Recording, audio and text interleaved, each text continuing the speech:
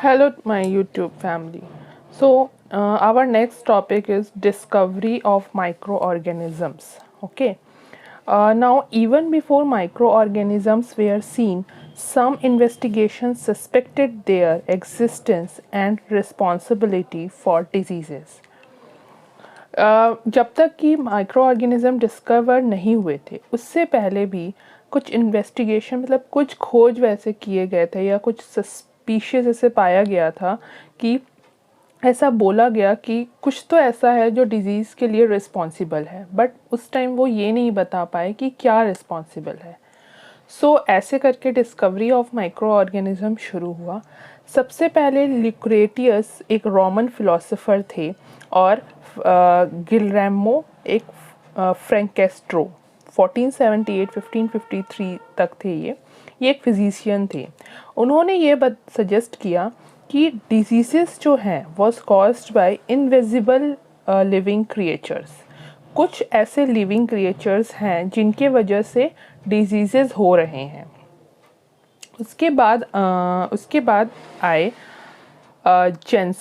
Jensen ने compound microscope के बारे में बताया हमको। ऑफ कोर्स माइक्रोस्कोप के बिना कोई भी डिस्कवरी कोई भी ऐसे बेसिकली माइक्रो ऑर्गेनिज्म जो हैं वो देखे नहीं जा सकते। ज़्यादातर माइक्रो ऑर्गेनिजम्स को देखने के लिए we need a microscope. Next in 1665 the first drawing of microorganism was published in Robert Hooke's Micrographia. जो माइक्रोग्राफिया उनकी थी रॉबर्ट हुक्स की, उसमें सबसे पहला ड्राइंग होता है माइक्रो ऑर्गेनिज्म का, वो उसमें पब्लिश हुआ और उसमें यह दिखाया गया कि माइक्रो ऑर्गेनिज्म कैसे दिख सकते हैं। पर जो मेजर हमारे चेंज आया वो आया एंटोनी वैन लुवनहुक की वजह से। The first person to publish extensive accurate observation of microorganism was amateur microscopist Antony van Leeuwenhoek of Netherlands. उन्होंने ये बताया कि माइक्रो ऑर्गेनिजम्स कैसे दिखते हैं। आप जो ये पिक्चर देख रहे हैं ये है हमारे साइंटिस्ट एंटोनी वॉन लुवेनहुक, और आप जो ये इंस्ट्रूमेंट देख रहे हैं इसी की सहायता से उन्होंने माइक्रो ऑर्गेनिजम्स को ढूंढा था। और आगे हम अब ये पढ़ेंगे कि how Antonie van Leeuwenhoek discovered microorganism, कैसे उन्होंने माइक्रो ऑर्गेनिज्म को खोजा, डिस्कवर किया। लुवेनहुक जो थे वो नीदरलैंड्स थे। नीदरलैंड्स एक जगह है, वहाँ से थे।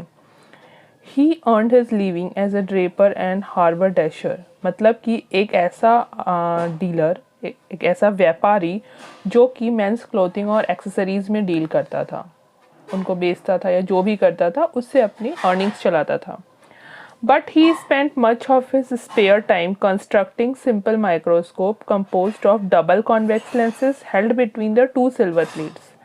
जैसे कि आप उस पिक्चर में देखें कि उन्होंने एक ऐसा इंस्ट्रूमेंट बनाया था जिसमें कि जो कि एक सिंपल माइक्रोस्कोप था जिसमें डबल कॉन्वेक्स लेंसेज लगे हुए थे जो दो सिल्वर प्लेट्स के बीच में थे। उन्होंने his microscope could magnify around 50 to 30 times. उनका जो माइक्रोस्कोप था वो 50 से 300 गुना तक किसी भी चीज़ को बड़ा करके दिखा सकता था।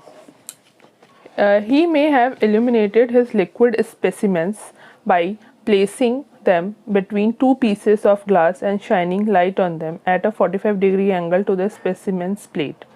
उन्होंने शायद कुछ ऐसा किया होगा कि उनका जो भी स्पेसिमेन था, स्पेसिमेन मतलब जिसकी हम खोज करना चाहते हैं कि वो क्या है, उस स्पेसिमेन को उन्होंने शायद उनको प्लेस किया हो उन दो पीसेस ऑफ ग्लास के बीच में और उनके ऊपर लाइट डाली हो 45 डिग्री एंगल से, जिससे कि वो चमक जाए या जिस पे उनके लाइट पड़ने से वो दिख सके साफ कि वो क्या है। फिर आगे उन्होंने क्या किया, this could have provided a form of dark field illumination. एक डार्क बैकग्राउंड मिला होगा in which the organism appeared as a bright object, और ऑर्गेनिज्म जो हैं वो एक ब्राइट ऑब्जेक्ट की तरह दिख रहे होंगे against a dark background and made bacteria clearly visible. जिससे कि जो लाइंस थे उन्होंने ये सोचा होगा कि ये क्लियरली विजिबल है जो वो बैक्टीरिया है। जब 1773 में लुवेनहुक ने अपना डिटेल लेटर्स भेजे इस डिस्कवरी के बारे में, किसको भेजे? Royal society of London. Royal society of London में लुवेनहुक ने इस डिस्कवरी के बारे में एक डिटेल पूरा लिखकर उन्होंने भेजा। उनके वो डिस्क्रिप्शंस को पढ़ के ऐसा लगा जैसे कि उन्होंने क्लियरली किसी बैक्टीरिया को या प्रोटोजोआ को ही देखा होगा। पर अभी तक पर उस समय उतना पता ना होने की वजह से वो उतना ज़्यादा हमको समझ में नहीं आया कि वो बताना क्या चाह रहे हैं, और वो बात वहीं रह गई। इसके आगे कोई उतनी ज़्यादा खोज नहीं हुई। बट लुवेनहुक ही वो पहले इंसान थे जिन्होंने ये सब डिस्कवरी किया था। ओके फ्रेंड्स, थैंक यू इतना सुनने के लिए। अगर आपको कुछ भी पसंद आ रहा है तो आप लाइक, शेयर और सब्सक्राइब ज़रूर करें। और अगर आपकी कोई भी क्वेश्चंस हो इस लेसन के बारे में तो आप मुझे कमेंट सेक्शन में कमेंट्स कर सकते हैं। Thank you.